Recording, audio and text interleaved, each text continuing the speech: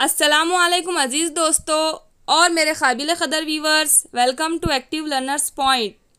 सबसे पहले आप सबको रमज़ान की बहुत बहुत मुबारकबाद और उम्मीद करती हूँ कि आप सब इस मुबारक महीने में खूब इबादत कर रहे होंगे और तिलावत कर रहे होंगे और रमज़ान की फजीलत, बरकत व रहमतें हासिल कर रहे होंगे। तो जैसा कि आप जानते हैं, रमज़ानुल मुबारक के पूरे रोज़े हर मुसलमान आक़िल व बालिग़ पर फ़र्ज़ है। दिन भर की भूख प्यास की शिद्दत और दुनिया की दूसरी लज्जतों से अपने आप को बचाए रखने वाला रोज़ेदार शाम को जब इफ्तार करता है तो एक तरफ उसे रूहानी खुशी हासिल होती है और दूसरी तरफ खाने पीने की चीज़ों के अलावा कुदरत की दी हुई दूसरी नेमतों का भी एहसास होता है। तो अज़ीज़ दोस्तों, आप और हम बड़े खुश नसीब हैं जिन्हें रमज़ान का ये मुक़द्दस महीना हासिल हुआ। अल्लाह ताला का हम पर बड़ा एहसान है जिसने इस महीने की बरकतें और फ़जीलतें हमें हासिल करने का मौका दिया, क्योंकि आजकल के हालात से तो आप अच्छी तरह से वाकिफ़ है।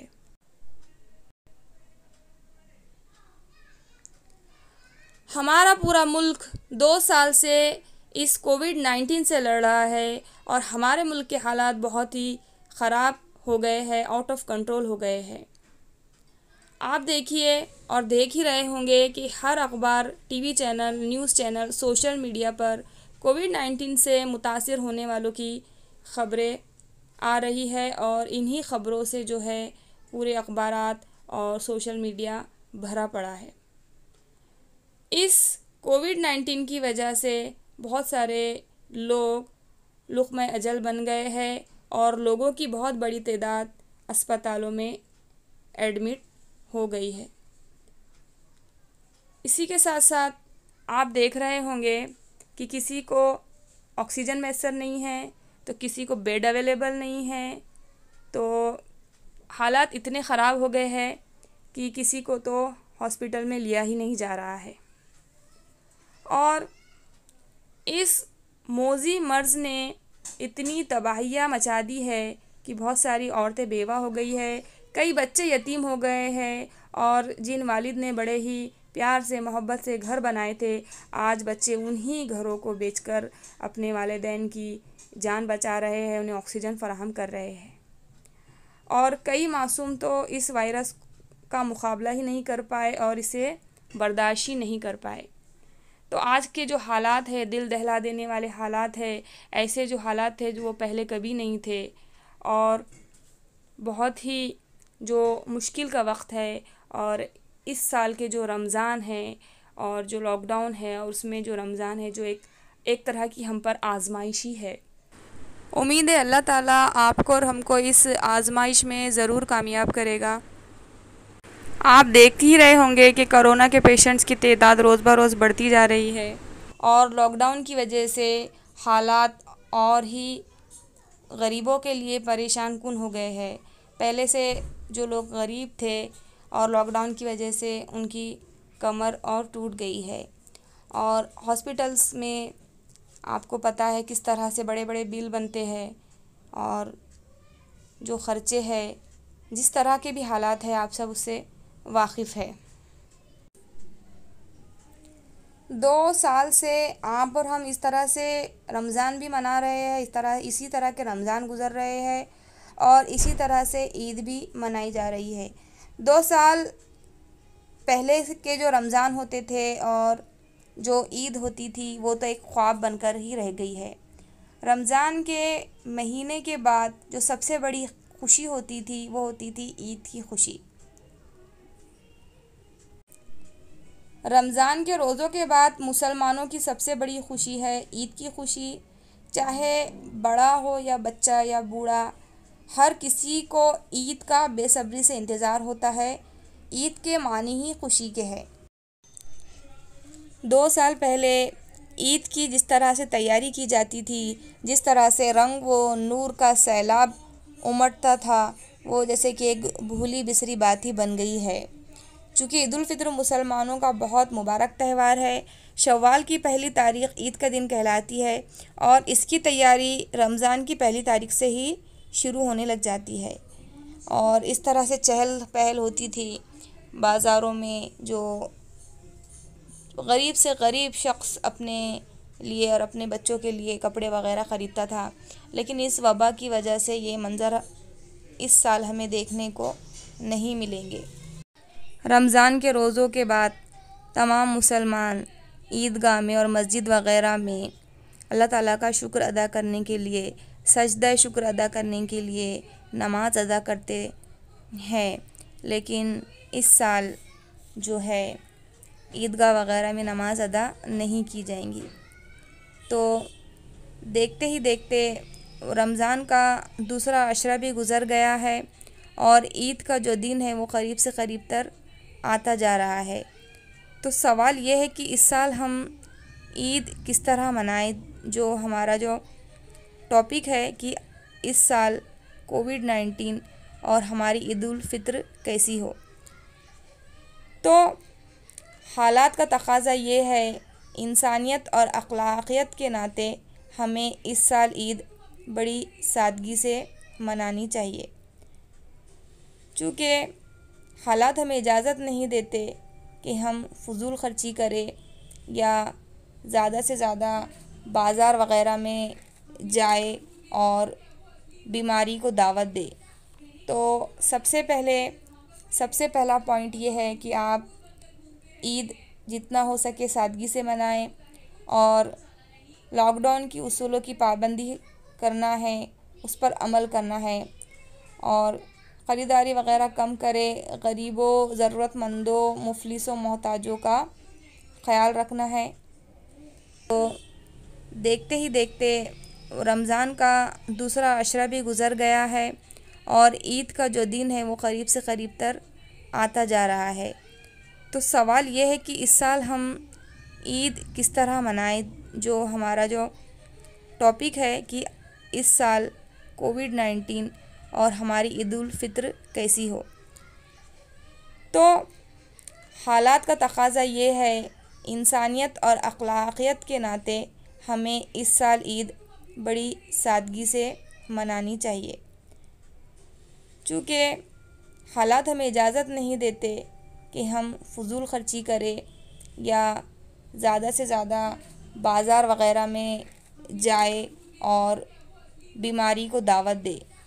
तो सबसे पहला पॉइंट ये है कि आप ईद जितना हो सके सादगी से मनाएं और लॉकडाउन की उसूलों की पाबंदी करना है, उस पर अमल करना है और ख़रीदारी वग़ैरह कम करें। गरीबों, ज़रूरतमंदों, मुफलिसों, मोहताजों का ख़याल रखना है। ईद की नमाज़ का मकसद एक तरफ खुदा की इबादत है तो दूसरी तरफ ऐसे लोगों से मुलाकात भी होती थी जो महीनों और बरसों तक एक दूसरे से नहीं मिलते। जो लोग जिनकी आपस में रंजिशें है वग़ैरह है, वो ईद के दिन गले मिलते थे और ये जो नज़ारा था बड़ा रूह परवर होता था। तो इस साल जो है नमाज ईदगाह में अदा नहीं की जाएगी, तो लॉकडाउन के उसूलों पर अमल करते हुए नमाज अदा की जाएगी। तो सोशल डिस्टेंसिंग का ख़याल रखते हुए आप ईद की नमाज़ अदा करें। गैरों को बोलने का मौका ना दें, गैरों की चालों को समझे और मुसलमानों पर जिस तरह से इल्ज़ामात लगाए जाते हैं और किसी भी बात पर कोविड-19 के फैलने का भी जो इल्ज़ाम है पहले मुसलमानों पर लगाया गया था, तो आप उस चीज़ की वजह ना बने, इशू ना बनने दें और इस बात का ख़याल रखें लॉकडाउन के उसूलों पर अमल करके जो है ईद की नमाज़ वग़ैरह अदा करें। अल्लाह ताला का बहुत बड़ा एहसान है और इस्लाम का बहुत ही अच्छा निज़ाम है कि मुसलमानों पर जो साहिब हैसियत है उन पर ज़कात अदा करना फ़र्ज़ किया गया है। तो इसका बहुत अच्छा आप फ़ायदा उठा सकते हैं और जो ज़रूरतमंद है, जो मिस्कीन है, जो गरीब है, जो यतीम है, उन्हें ज़कात दे, उनकी मदद करे। और मुझे पता है कि आप ज़कात अदा कर ही रहे होंगे। इसके अलावा मैं इस तरफ तवज्जो आपकी दिलाना चाहती हूँ कि ऐसे जो लोग हैं जो सफ़ेद पोश है, जो आपको बिल्कुल बताएंगे नहीं, आपके पास मांगेंगे नहीं, आपके घर पर कभी मांगने के लिए नहीं आएंगे, तो आप बग़ैर बोले ही उनका ख़याल रखें, चुपके से उनकी मदद कर दे। इसके अलावा जो हमारे दीन के काम करने वाले हैं, जो मस्जिद के मौज़्ज़िन हैं, इमाम हैं और ख़ादिम हैं, तो वो लोग भी कभी आपके पास बोलेंगे नहीं, तो आप उनकी भी मदद करें। तो इस साल जो है हमें अखलाक़ियत का मुज़ाहरा करना है, इंसानियत का मुज़ाहरा करना है। हालात ही ऐसे है और वक्त ही ऐसा है कि हमें ज़्यादा से ज़्यादा लोगों की मदद करना है और ईद की खुशी में हमारे साथ साथ उन्हें भी शामिल करना है, क्योंकि इस साल लोगों को 2 वक्त की रोटी भी मैसर नहीं है। तो ज़्यादा से ज़्यादा ज़कात के अलावा भी हमें जितना हो सके हमारे लोगों की, अड़ोस पड़ोस की, रिश्तेदारों की हमें मदद करना है। और इस ईद को आज तक की सबसे बेहतरीन ईद हमें मनाना है। इस साल ख़रीदारी कम करें, फ़ुज़ूल ख़र्ची कम करें, क्योंकि हालात इस तरह से है कि लोगों को 2 वक्त की रोटी भी मैसर नहीं है। तो उन लोगों का ख़याल करें, बाज़ार वग़ैरह में जाकर अपना पैसा बर्बाद ना करें और जो वबा है उसको भी फैलने की वजह ना बने, और ज़्यादा से ज़्यादा लोगों की मदद करें।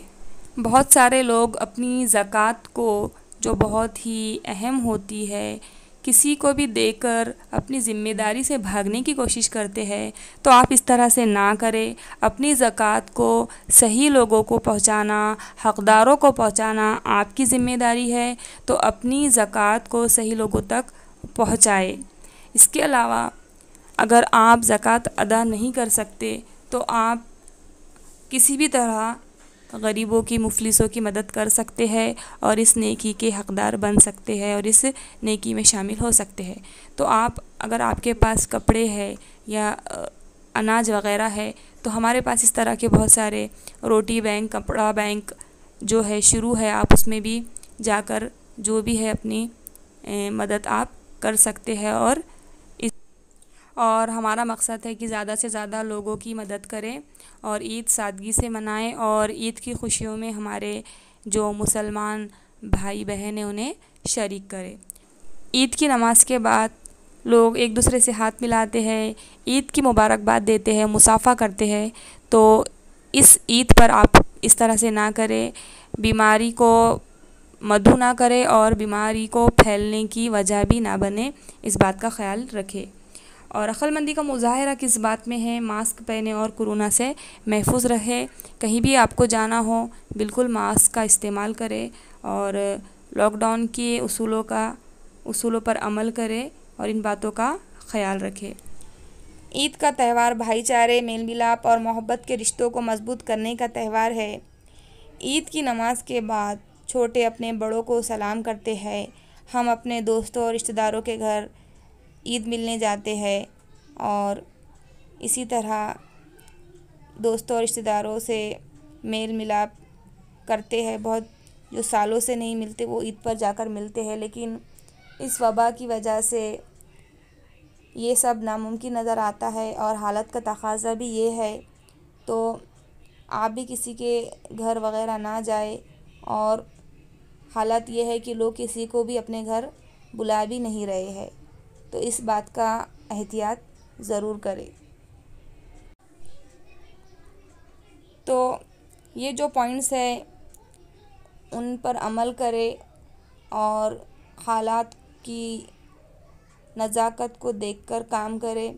किसी को बोलने का मौका ना दे, गैरों की जो चाल है उसे समझे और अपना जो मज़हब इस्लाम है उसको बदनाम होने से, उस पर उंगली उठने से पहले ही आप अपने आप को सही कर ले।